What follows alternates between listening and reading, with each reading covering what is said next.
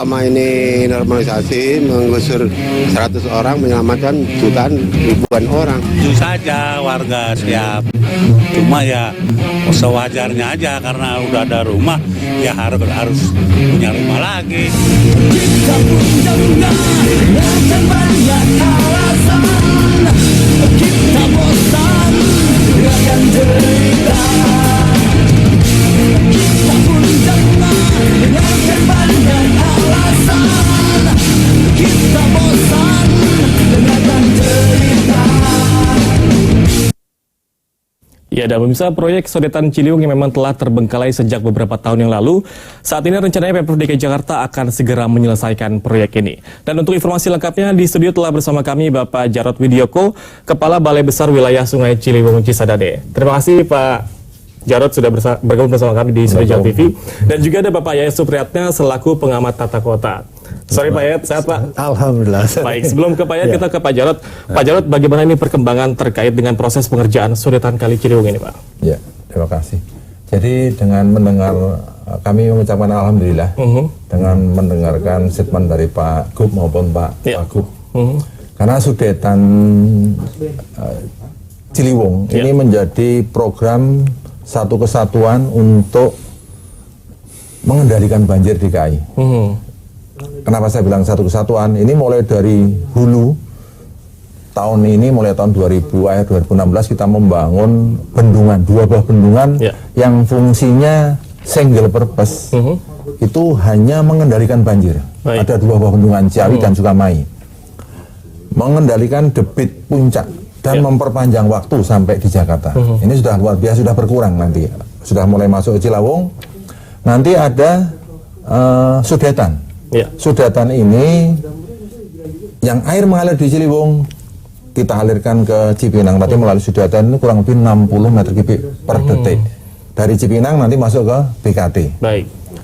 Yang turun ke bawah karena memang kondisi sekarang itu kalau dibiarkan dengan run off yang ada dari hulu itu Sungai Ciliwung sudah tidak mampu. Makanya kemarin kalau di daerah Bukit Duri itu kalau tidak dibangun parapet itu saya kira sudah makin parah kemana-mana ya. Nah, setelah bendungan ada Sodetan, lalu ada normalisasi Ciliwung. Nah, di bawahnya lagi ada waduk. Waduk itu nanti seperti contoh kayak Waduk Pluit. Itu nanti air yang dari mangkok, di bawah mangkok, dari situ kalau pasrop dipompa keluar. Terakhir adalah tanggul laut. Baik. Jadi dari atas sampai ke bawah ini sudah sangat rinci dan terpadu. Nah, untuk Sodetan Ciliwung sampai saat ini sudah kurang lebih 50%. 50%. Ya, kondisi. Pengerjaannya atau memang sudah dalam perencanaan atau bagaimana ya Pak? Fisik yang sudah kita lakukan kontrak tahun 2013 sampai 2016 ini itu sudah berjalan 50%, terkendala karena di Bidara Cina ada masalah lahan. Dan Sodetan Ciliwung ini nanti berbentuk seperti bendungan kah atau waduk kah atau seperti apa ini Pak? Jadi dari Ciliwung itu nanti ada 2 buah terowongan dengan diameter kurang lebih 4 meter. Itu nanti mengalir ke Sungai Kali Cipinang. Baik. Nanti Kali Cipinang kurang lebih 300 meter, 350 meter nanti masuk ke BKT. Baik. Dan seperti kita ketahui ini sempat mengalami kendala terkait dengan pembebasan lahan. Hal ini memang sudah ada jalan tengahnya atau bagaimana Pak Jarod? Ya. Makanya tadi saya sampaikan bahwa dengan adanya statement Bapak Gubernur dan Bapak Wagub, kami bilang Alhamdulillah. Moga-moga dengan adanya statement beliau ini bisa segera kegiatan di Sodetan bisa kami lanjutkan. Yang 1 kilometer panjang terowongan ini baru 600. Nah, dengan adanya ini dari Kementerian PUPR, kalau sudah ada persetujuan dari masyarakat, kami nanti akan melakukan langkah-langkah. Pertama kali melakukan pengukuran. Baik. Ini langkah-langkahnya masih panjang. Nanti aja juga kita membuat namanya tim appraisal. Kita lelangkan karena timnya ini independen. Nanti yang menentukan harga, yang menentukan itu bukan kami tapi tim appraisal. Jadi hanya sebagian warga yang memang sudah setuju begitu ya? Kalau kami melihat statement Bapak Gubernur begitu, tapi kami harapkan kalau bisa apakah Pemprov DKI memindahkan atau yang penting masyarakat sudah setuju, kami mulai masuk. Baik, Pak Yayat, ini bagaimana Anda melihatnya? Ya. Hanya sebagian warga dan sebagiannya memang mungkin terjadi pro kontra begitu Pak ya?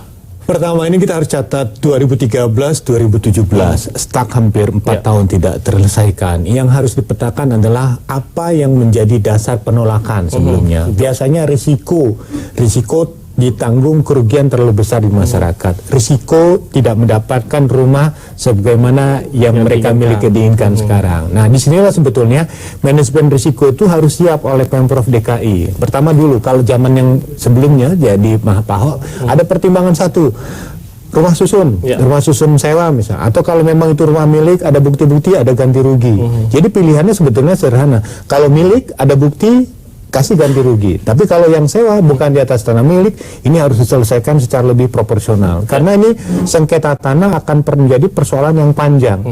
Kalau misalnya ada satu orang saja menggugat sampai ke pengadilan, itu nunggu lagi. Betul. Kalau dia menyatakan bahwa saya punya bukti-bukti kuat, saya merasa ada hal yang dirugikan dan menggugat ke pengadilan. Ini juga menjadi panjang karena pengalaman kita dari berbagai kasus di beberapa tempat selama menunggu proses pengadilan itu agak cukup lama. Nah, di sini yang harus dibuat pentahapannya, harus ada pemetaan. Tadi dikatakan dari sekian warga itu berapa persen yang sudah setuju, karena pekerjaan kan tidak tergantung sangat tergantung kepada besaran yang di luas, jadi kan tidak boleh sepenggal gitu, karena ini akan implikasinya harus ini. Nah, dari seluruh masyarakat itu berapa yang sudah setuju, petakan lagi yang masih menolak berapa, apa tuntutannya. Nah, di sini juga antisipasi yang harus dilakukan, penganggaran di pihak Pemprov DKI. Baik. Kalau tidak dianggarkan tahun ini ya jadi repot lagi, mundur lagi pada tahun ke depan, atau memang ada risiko manajemen lain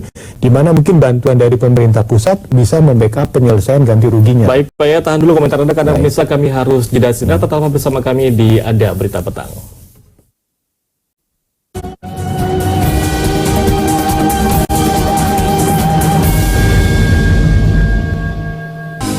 Ya, dan pemirsa, untuk mengetahui kondisi saat ini di proyek Sodetan Ciliwung, telah ada rekan kami Syafinas Nahtiar langsung dari lokasi. Silakan laporan Anda, rekan Syafinas.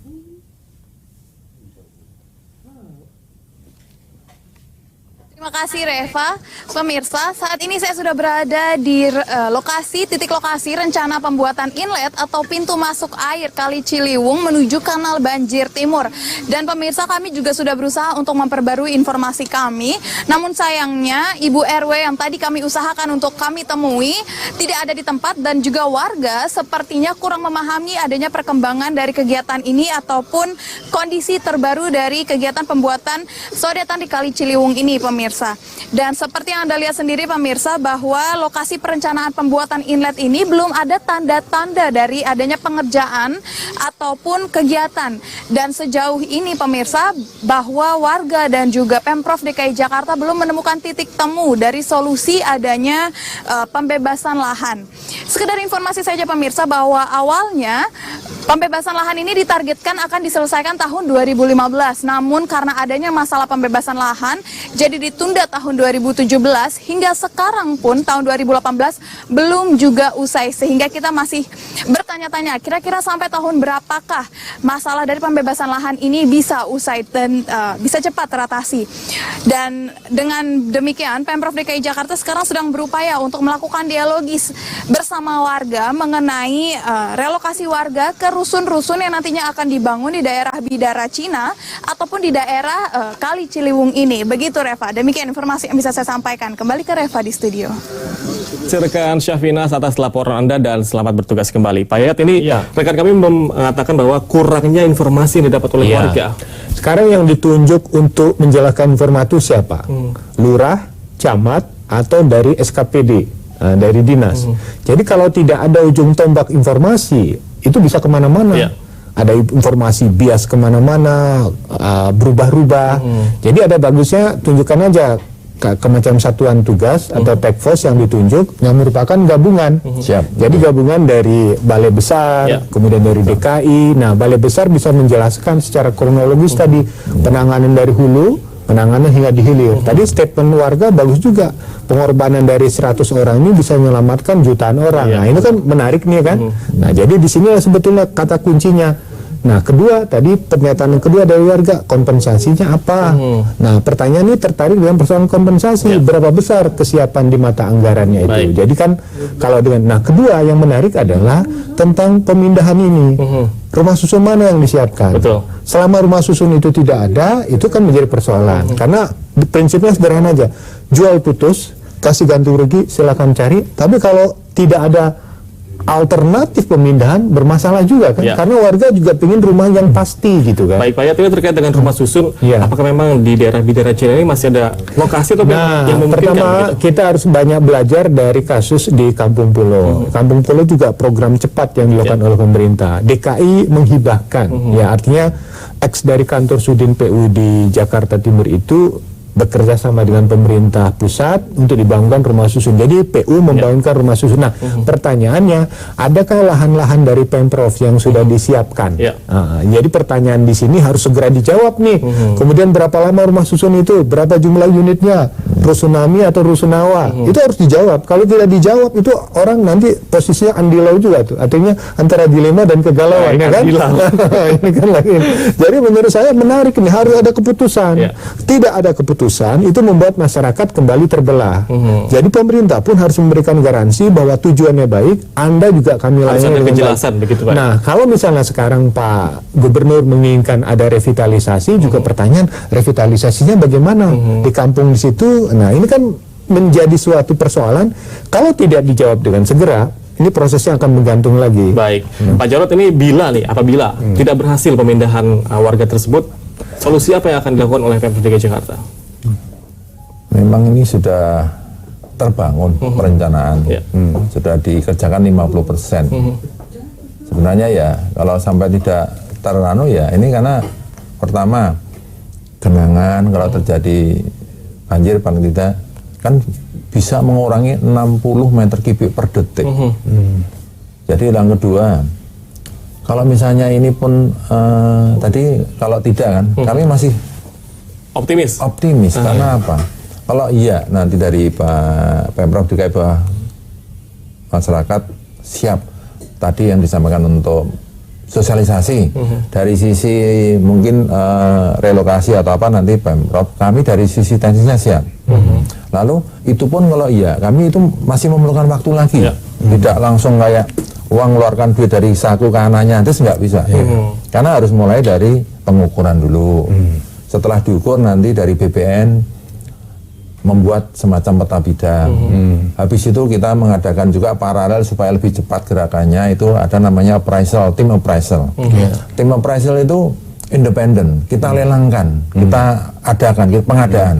Nanti tim pengadaan itu yang menghitung berdasarkan NJOP atau berdasarkan jadi pertimbangannya banyak. Sekarang mungkin sudah jarang terdengar ganti rugi. Kami harapkan itu nanti ganti untung untuk masyarakat.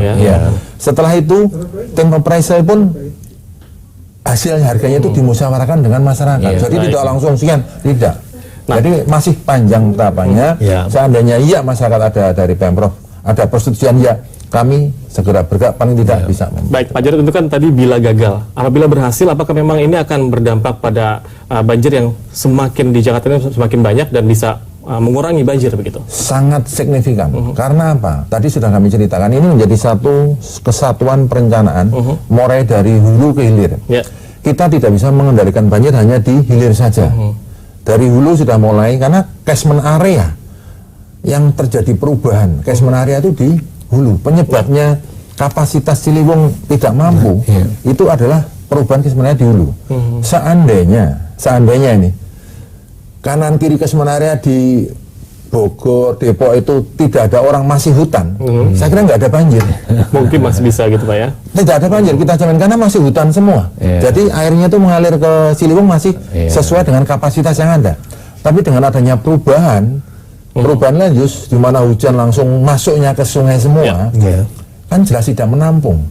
Lah ini yang perlu tadi saya bilang ada terpadu mulai dari bendungan, sudetan, normalisasi, ini menjadi satu kesatuan. Baik, Ya ini Pak Yayat, pendekatan Ya. seperti apa yang harus dilakukan oleh Pemprov DKI Jakarta untuk melunakkan masyarakat? Begitu? Iya, ini kan jalan tengah tadi dialog. Dialog itu juga harus ada keputusan. Sebelum diputuskan, itu Pemprov DKI sudah punya konsep terlebih dahulu. Jadi inilah dari pemerintah. Tujuannya apa? Untuk membantu mereka yang sudah siap untuk pindah itu menjadi sebuah harapan perubahan yang lebih baik. Nah, realnya itu yang dilihat.